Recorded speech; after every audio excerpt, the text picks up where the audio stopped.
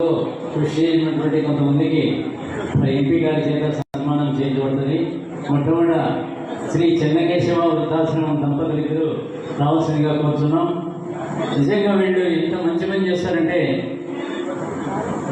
Bed ridden patients ఏదైనా కాళ్ళు చేతులు ఉండే వాళ్ళకి సహాయం చేయబడుతుంది. కానీ ఈ మహాతల్లి చిన్న వయసు అయినా నిజంగా ఆమె యొక్క కృషిని ఎంతో అభినందించాలి.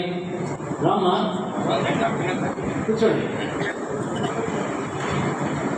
కూర్చోండి. తల్లి కృష్ణమూర్తి మీరు రావద్దు, మీరు కొంచెం శతమానం భవతి శతాయు పురుష శతేంద్రియాయుషేంద్రియ ప్రతిష్టతి. ఆయురారోగ్య ప్రాప్తిరస్తు, మనోభీష్టాపన సిద్ధిరస్తు. శ్రీ వెంకటరమణ స్వామి కృపా కటాక్ష ప్రాప్తిరస్తు. గొల్లిగొండయ్య గారు సరే, థ్యాంక్ యూ.